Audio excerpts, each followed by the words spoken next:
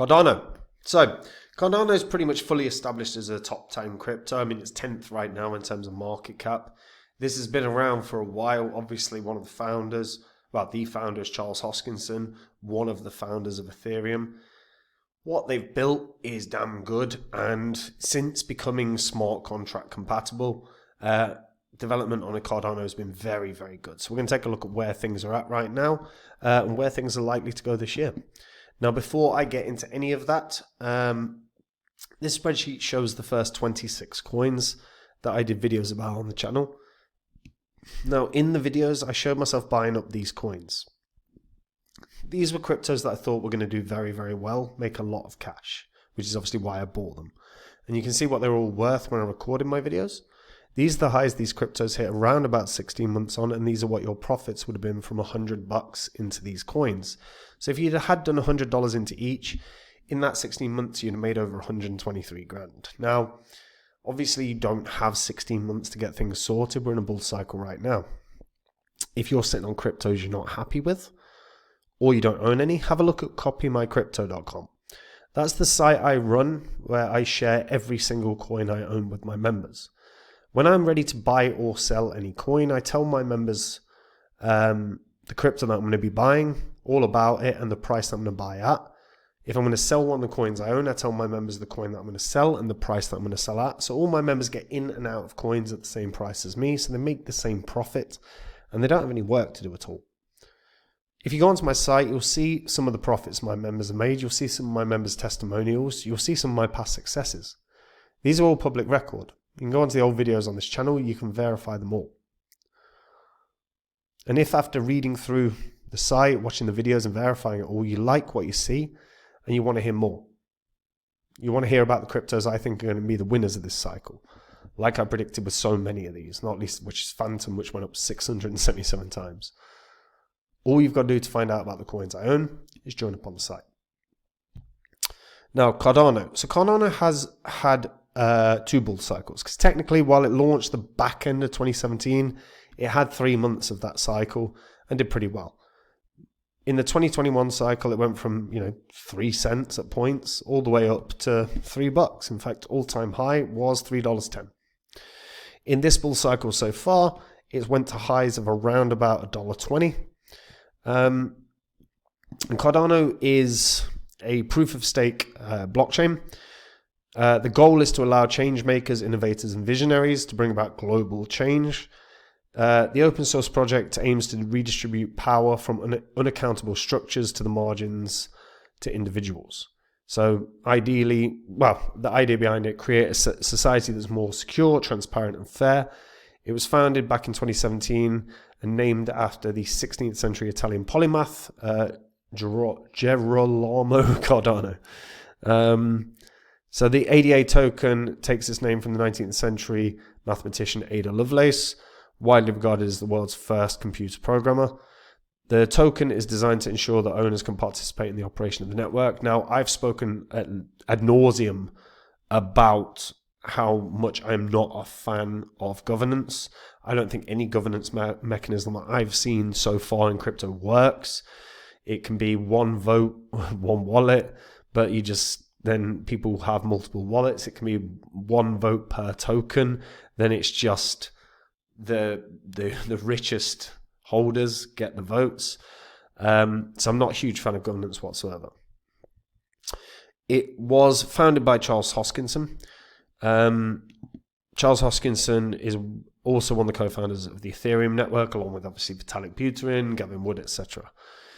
He's the CEO of IOHK, which is the company that builds Cardano's blockchain.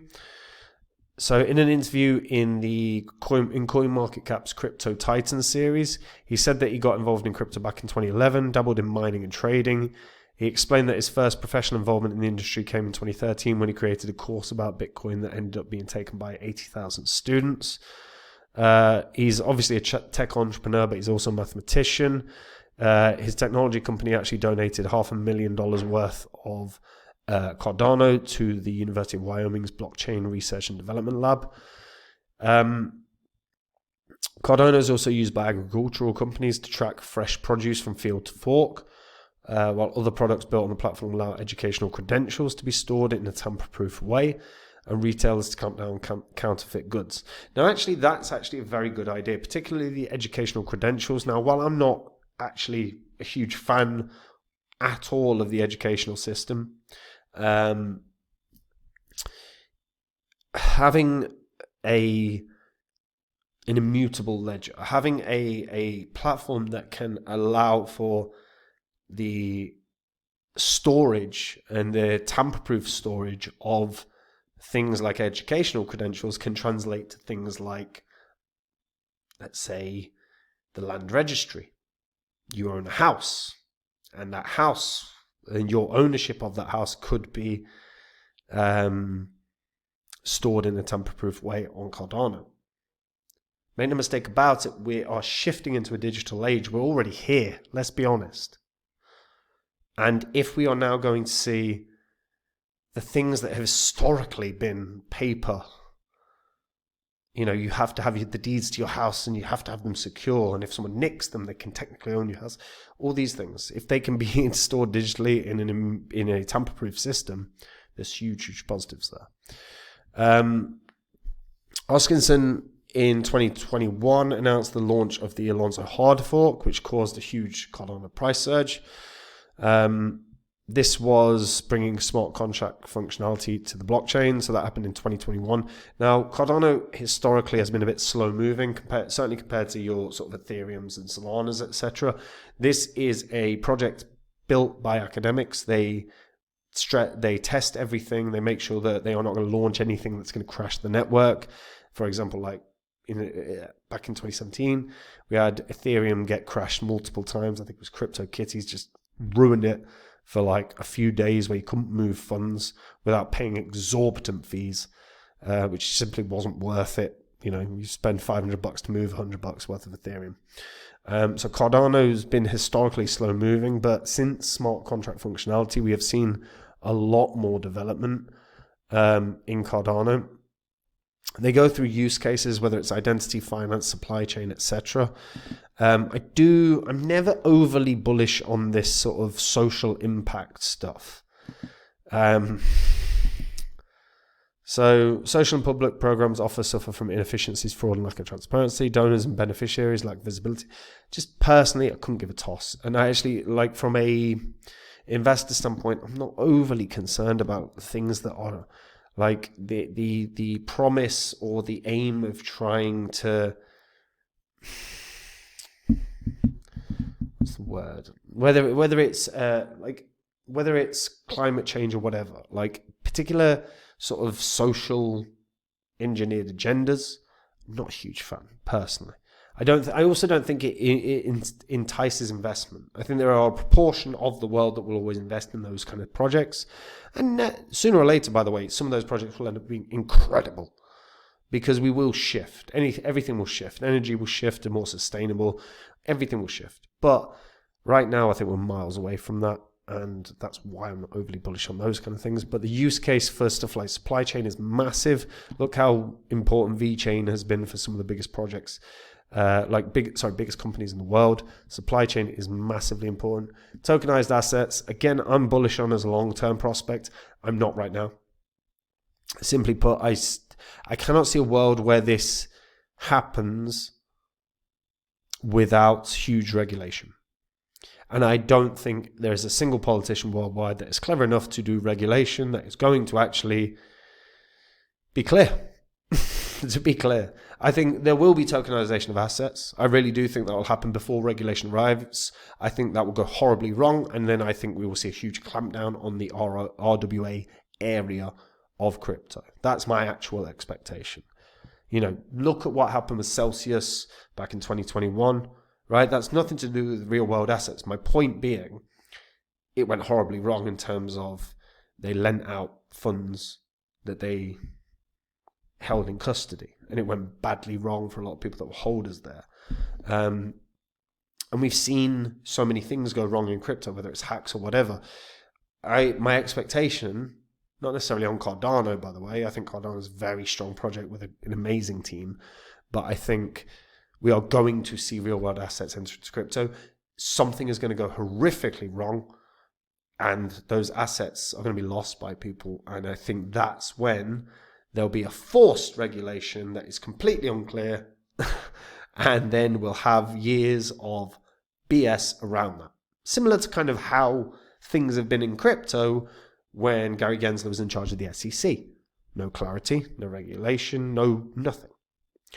So I'm bullish on real world assets long term because I think that is an inevitability. There are too many massive institutions worldwide that have huge, like billions, hundreds of billions and trillions of dollars in assets, and they do not have an area to make money with them. They're just sitting on them. And no big company, whether it's BlackRock or whoever, want to leave money on the table. So I do think that's inevitable. The use cases for Cardano are very, very strong. Also, don't forget, a big strength for Cardano is they have Charles Hoskinson. Charles Hoskinson's very, very, very good leader, but not just that, he's part of the policy-making team for Donald Trump with regards to whatever crypto policies end up moving forward. He's going to be at the forefront of that. He's going to understand how it works. He's going to make sure that Cardano is positioned in the best possible way to succeed. I think there's a high likelihood Cardano will end up having an ETF. I think there are a lot of pluses for Cardano, and I think there will pretty much be a fully established top 10 crypto in a matter of time. I think if you can exclude your tethers and your stable coins from the mix, Cardano will be well established in that bracket. Right now, sitting at just shy of 70 cents, I think all-time high, like I said, $3.10. I think it can beat that this bull cycle. I think we could easily see this hitting a $4, maybe even a $5 mark. That puts it at a market cap of $175 billion. Yes, that's incredibly high, but I think we're still in a world this bull cycle where we're going to see Bitcoin hitting $150,000. Ethereum could very well hit $10,000. You could see Solana at $1,000. XRP could be $5 or $10. Cardano has every chance of hitting $5. It's just going to depend on how big this bull cycle gets, combined with how is it allowed to run? Because at the moment we've had a lot of back and forth with Trump and the tariffs. And every time the kind of things have started progressing, a tariff thing's popped up and come back. And there's been pauses and then there's been restatements. There needs to be the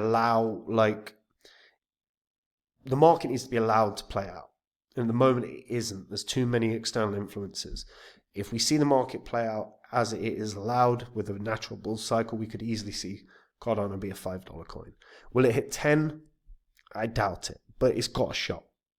But that's going to depend hugely on this kind of how long this bull cycle lasts and all external influences on it. But with Charles Hoskinson in the policy-making team, every chance, because it's going to be positioned very, very well. But I am curious to hear what people think on this in terms of how high do they think Cardano can go? What do they think is going to... Actually, you know what? What do you think at the peak of this bull cycle? Name your top 10 cryptos. Obviously, I think we can all assume Bitcoin and Ethereum. Let's exclude Tether. Just get rid of it because it's a stable coin. It's boring. Don't want to include it, right? So name the top 10 cryptos by the end of the bull cycle, excluding Tether. I want to hear everyone's list. I'm fascinated to hear. Has anyone got an outlandish take of one that's like 50th, 80th, 100th that's going to somehow smash into it, kind of like Terra did back in 2021? Let me know in the comments. And the channel's really close to 9,000 subscribers. Can't believe I'm that close. All I need to get over that number is your help. If you can hit the subscribe button, it does me the world of good. Really appreciate it. And guys, look, we are in a bull cycle. And if you have got cryptos you're not happy with, have a look at copymycrypto.com. If you go onto my site right now, you will see some of the profits. My members have made some of their testimonials, some of my past successes. These are all public record. Go onto the old videos on this channel, you can verify them all. On the site, I share with my members every single coin I own. If I find a crypto that I think is outstanding and is going to make a lot of cash, like I predicted with Theta, which went up 48x, or Zilliqa, which went up 58x, or Phantom, which went up 677x. What I do is I tell my members about the coin I've found and the price that I'm going to buy at. If I'm going to sell any coins that I own, I tell my members the coin that I'm going to sell and the price that I'm going to sell at. So my members get in and out of coins at the same price as me. They make the same profit. They have no work to do. And if you like the sounds of that and you want to find out the cryptos I own, the ones I think are going to be the big winners of this cycle, all you have to do to find out about the coins I own is join up on the site. And if you do, I will see you there. Otherwise, guys, I'll see you in the next video. Take care. Bye-bye.